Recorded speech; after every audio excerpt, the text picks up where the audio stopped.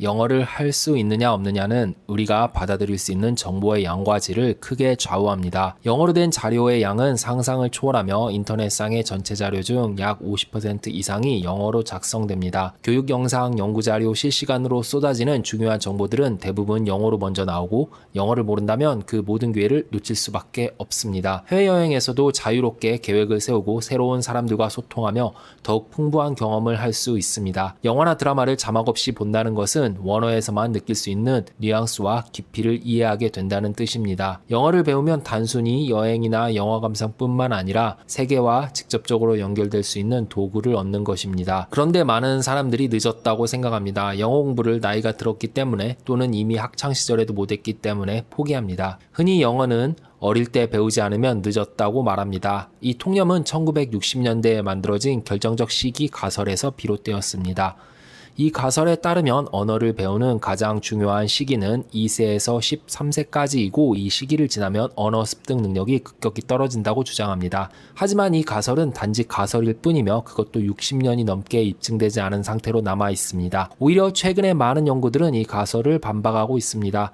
예를 들어 스탠퍼드 대학의 겐지 아쿠다 교수는 이민자들의 영어 능력을 연구하면서 결정적 시기 가설을 뒷받침하는 증거를 찾을 수 없다고 밝혔습니다. 성인도 충분히 외국어를 습득할 수 있다는 것입니다. 캐나다 맥길 대학 프레드 기니시 교수가 다른 이민자들을 대상으로 한 조사도 결과는 비슷했습니다. 이 조사에서는 놀랍게도 어른이 된 뒤 이민한 사람의 3분의 1은 어려서 이민한 사람 또는 미국 본토인과 같은 수준의 영어를 구사했습니다. 그는 외국어 습득 능력은 나이 외에도 가정의 경제력, 인지능력, 교육 정도 등 사회적 요인에 좌우된다고 밝혔습니다. 즉 나이가 절대적인 요인은 아니라는 것입니다. 언어 학습에서 가장 중요한 요소는 나이나 특정 시기가 아니라 노출량입니다. 언어는 접촉하고 사용하는 양에 따라 발전합니다. 어린아이가 외국어를 빠르게 배우는 이유는 단순히 나이가 어리기 때문이 아니라 학교나 주변 환경에서 해당 언어에 많이 노출되었기 때문입니다. 아이들은 하루 종일 학교에서 영어로 수업을 듣고 친구들과 대화하며 대부분의 시간을 영어에 노출된 환경에서 보냅니다. 반면 성인은 직장이나 생활 환경에서 영어 사용 시간이 제한적이기 때문에 상대적으로 느리게 배웁니다.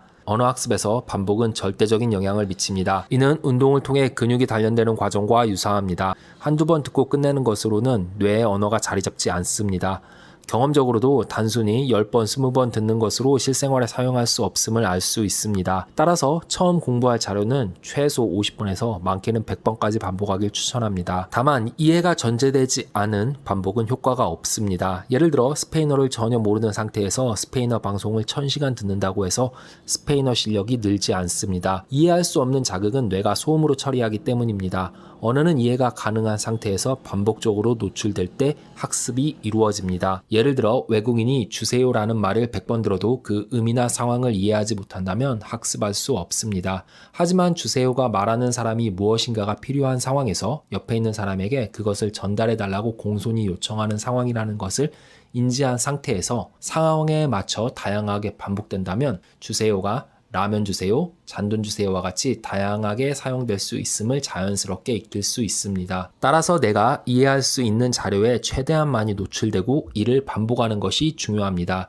의미를 이해하지 못한 상태에서의 반복은 전혀 효과가 없습니다. 이해 가능한 자료에 최대한 많이 노출되어야 하고 노출에는 반복이 뒤따라야 합니다. 한국에서도 영어 노출량을 효과적으로 늘릴 수 있습니다. 중요한 것은 영어 강의나 문법 책이 아니라 순수한 영어 자료에 직접적으로 노출되는 시간을 극대화하는 것입니다. 예를 들어 문법 강의를 듣거나 한국어로 영어를 설명하는 해설식 강의보다 영어 원서를 읽거나 영어 드라마를 보는 것이 훨씬 효과적입니다. 국내파로서 영어를 유창하게 구사하는 거의 모든 사람들은 대부분의 학습 시간을 원서나 미드와 같은 영상 자료를 학습하며 공부합니다. 하지만 혼자서 원서를 읽거나 미드를 바로 보는 게 쉽지 않습니다. 내용도 이해가 되지 않고 대부분 중도에 포기합니다.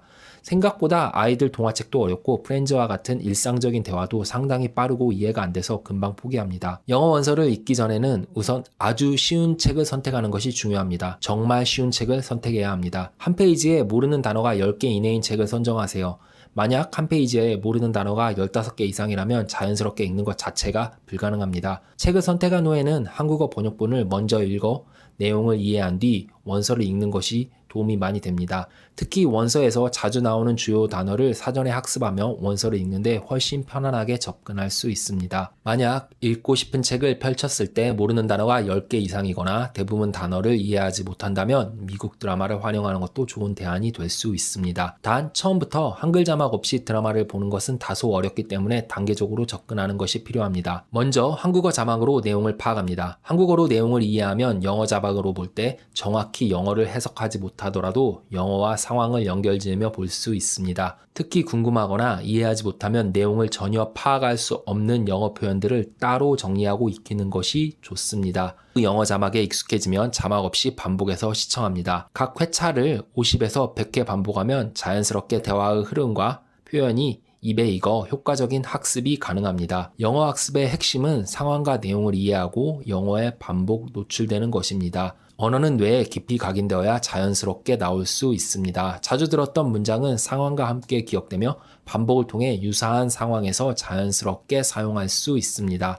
반복 학습은 단순히 몇 번 듣고 끝나는 것이 아니라 익숙해질 때까지 지속적으로 노출되는 것을 의미합니다. 반복의 주기는 짧은 것이 좋습니다. 미드 전편을 보고 다시 처음부터 반복하는 방법은 추천하지 않습니다.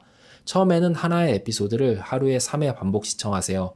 하루에 1시간만 투자하면 한 달 동안 약 100번 정도 반복해서 볼 수 있습니다. 6개월이면 6개 에피소드를 각 100회 반복한 셈입니다. 보통 한 개의 에피소드에 200문장 이상이 사용되므로 6개 에피소드를 통해 약 1200문장을 완벽히 익혔다면 가벼운 일상회화는 충분히 가능합니다. 이것이 영어 공부의 시작이라 할 수 있습니다. 이후에는 자연스럽게 영어 자막으로 다음 회차들을 시청하면서 가끔 모르는 구문들을 찾아보고 반복 학습을 이어가면 됩니다. 혼자서 어렵다면 언제든 연락주세요. 시작이 어려운 분들이나 혼자서 시도했지만 실패했던 분들께 가장 현실적이고 효과적인 영어 공부법을 안내해 드리겠습니다. 영어 공부는 결코 늦지 않았습니다. 중요한 것은 나이와 환경이 아니라 얼마나 많은 시간과 노력을 영어에 투자하느냐입니다. 영어 자료에 반복적으로 노출되고 익숙해질 때까지 꾸준히 학습하면 누구나 영어 실력을 키울 수 있습니다. 감사합니다.